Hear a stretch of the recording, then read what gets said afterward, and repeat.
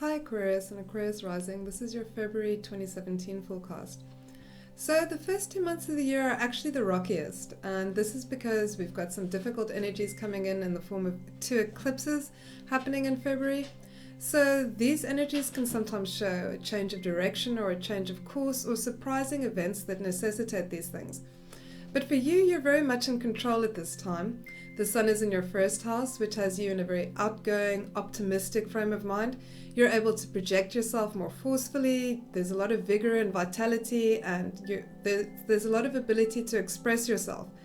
And at this time, one tends to act a little bit more selfishly. This is because, you're more in touch with your needs, focuses, and drives. And it's all about you and what you need to do to kind of align to that purpose and to get back on track.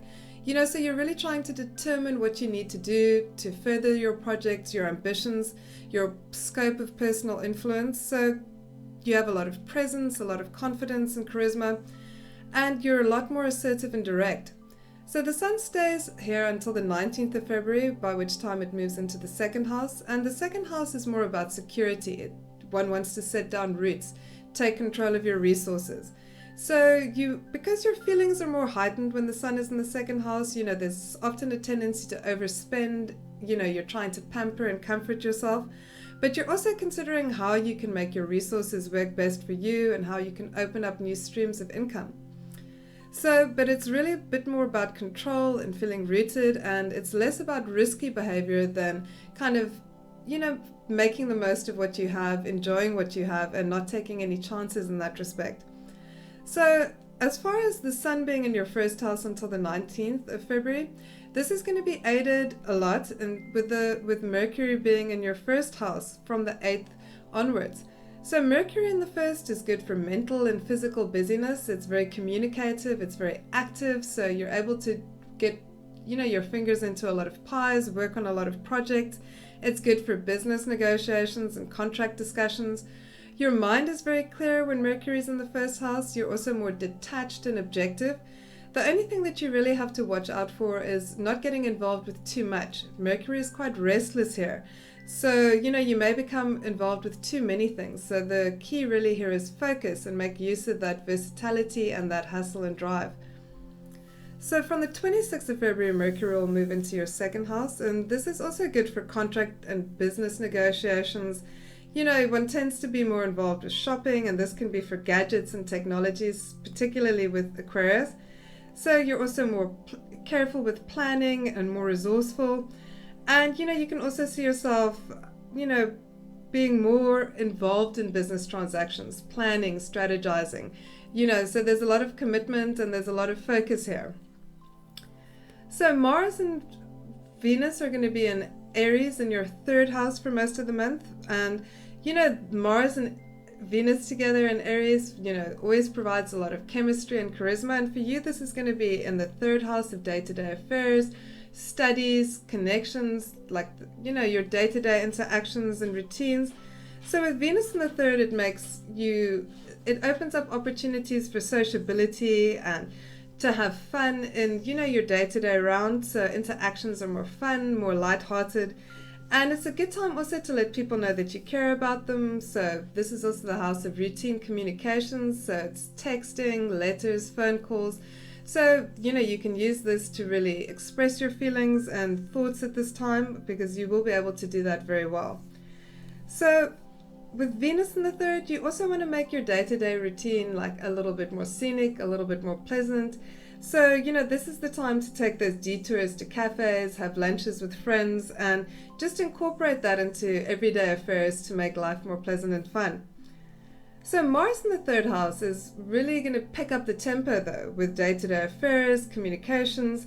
So Mars here has a lot of physical energy and confidence, which is very good for selling yourself. It helps you interview well. So if you're selling yourself ideas or products, then, this is very good for that. Mars in the third can sometimes be a little bit more argumentative, but with Venus mitigating this influence, you're going to come across, it's going to tone down that argumentative, defiant edge of Mars and make you more amenable and attractive to other people. So this is good for personal group work or, work with groups. And as I said, very good for selling yourself. So, you're going to be able to project yourself with a lot of confidence and charisma. So the first half of the month starts off with the new moon on the 28th of January. And this is going to be in your first house. And this is a kind of energy that's going to run for the next 2 weeks up until the 11th of February with the full moon eclipse. So with the moon in the first house, the new moon, it's all about a new look, reinventing yourself. It's about how you express yourself, making an impression on others. So it's about putting yourself out there and, what you can do to further your interests. So new projects to get ahead in the world. You're feeling vital. You're feeling confident. So on the 11th, we've got the partial lunar eclipse happening in your 7th house of relationships. So partnerships and relationships of all kind are coming under scrutiny. So you're looking at the give and take in those partnerships. And for those of you who are single, this may be when you jumpstart a relationship. You're more in tune with your feelings. And so, you can decide to take things to the next level. It is going to be easier to express your emotions at this time.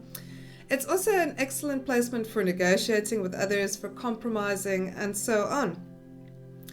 On the 26th of February, we're going to have a solar eclipse that's nearly full, an annular solar eclipse happening in your 2nd house in Pisces. So this is the house of resources, disposable income, and self-esteem. So it's going to be around money matters for you. So possibly new projects around making money, and you may also find yourself wanting to increase your revenue streams and also spend more lavishly. But on the other hand, with a new moon here, it can really be a time to take financial control, to set budgets and stick to them. And, because this is also the house of possessions, it's about feeling rooted and secure with what you have and trying to bring more of what you value into your life. So let's look at what else the month has in store in terms of aspects.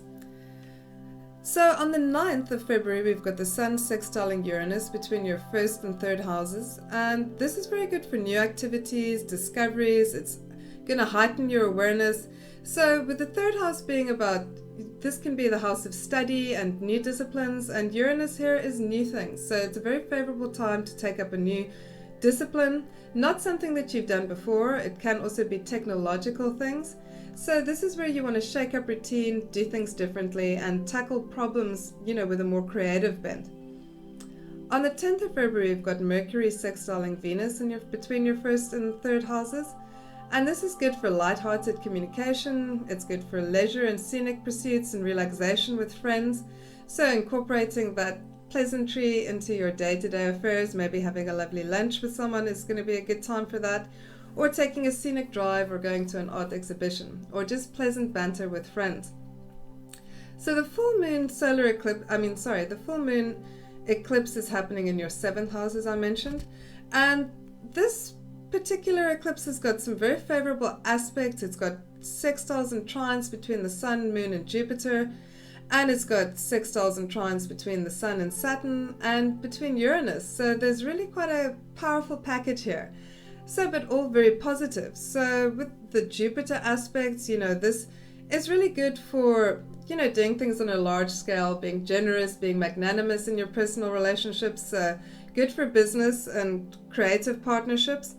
Saturn here is a nice stabilizing influence. It helps with long-range plans, patience, emotional strength. Uranus in 3rd can be mixing things up a little bit, helping you integrate changes into day-to-day affairs, making them more integrating them into your life. So Jupiter aspects, always good for study, learning, and travel in partnerships. So these are things that you can consider. So because a lunar eclipse is all about relationships, and this is in your 7th house, it's all about resetting, the give and take in relationships and purging emotional baggage from the previous 6 months.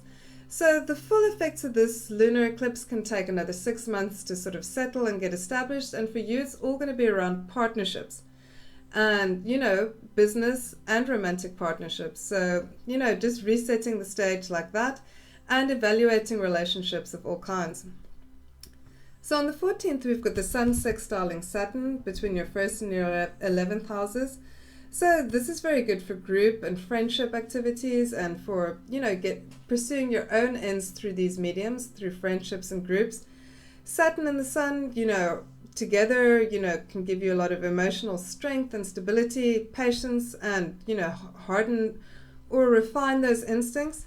So this can also be good for getting good advice from a peer or trusted older person, with the sun in the 11th. So you could be getting some good advice, or perhaps even giving good advice to a friend. On the 16th, we've got Mercury sextiling Mars between your first and third houses. And this has a lot of mental and physical busyness. You want to take opportunities to take initiative, to take charge, to make use of your expertise and knowledge. So lots of vigor and energy in your personal pursuits, your communications, for standing up for your views.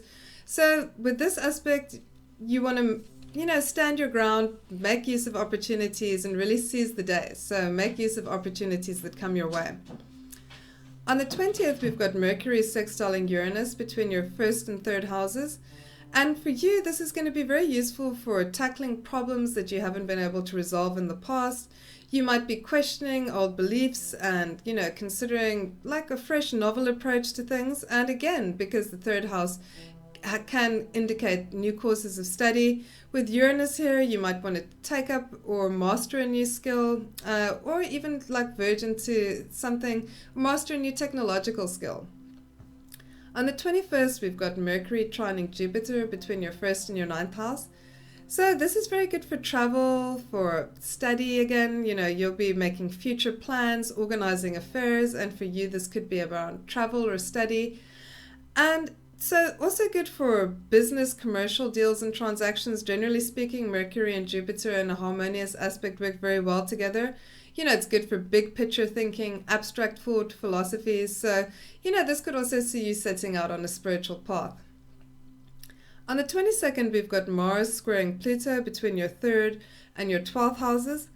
And this is, this Mars-Pluto together in a difficult aspect can show power struggles, disagreements. It can make people behave in a more ruthless way. So you want to make sure that you're not at the mercy of that.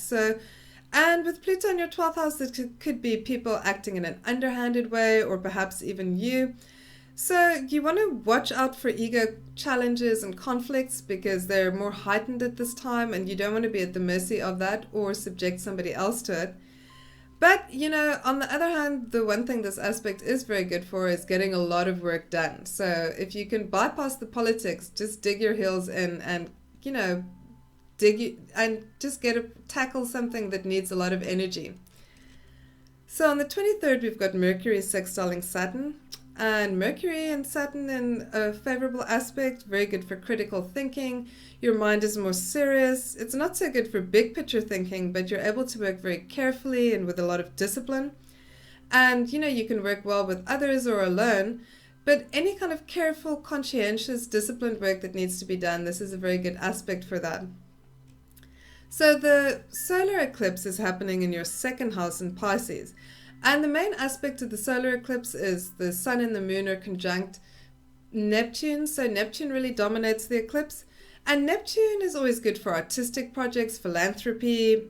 It makes one more idealistic, but very good for creative pursuits. And in your financial houses, this could show investing in a cause or, perhaps developing a scheme, to make more money around an artistic or creative venture, or just thinking more creatively about financial matters, generally speaking. Neptune can sometimes confuse and disorientate, so make sure your feet are rooted on the ground and you're thinking clearly. But conjunct the fixed star Scut, this can show help from friends, spiritual development, altruism. And so definitely this solar eclipse is going to heighten feelings of compassion and empathy. But with sudden events can sometimes come up with eclipses, and so you'll just want to bear that in mind. And for you, that could be around financial matters. So perhaps new things open up in this regard. So the month concludes with Mars opposing Jupiter. And the other thing is, during the solar eclipse, Mars and Uranus are going to be conjunct. And this can be a very tricky aspect. So you want to watch out for accidents, for rash, impulsive behavior. Things can happen suddenly and without warning. So do be aware that during the solar eclipse, Mars and Uranus together can really, make chance events much more likely. It can be disruptive events also. And this is going to be heightened with Mars opposing Jupiter. Jupiter always exaggerating, taking things over the top. So you want to be careful that you don't overextend yourself financially. So don't overcommit financially. And, so keep a keen eye on your resources, especially with Neptune in the second house. So that's just something that you want to be aware of. Don't go overboard financially. Don't overcommit financially. Anyway, if you've enjoyed this forecast, please like and subscribe. Thanks so much for listening.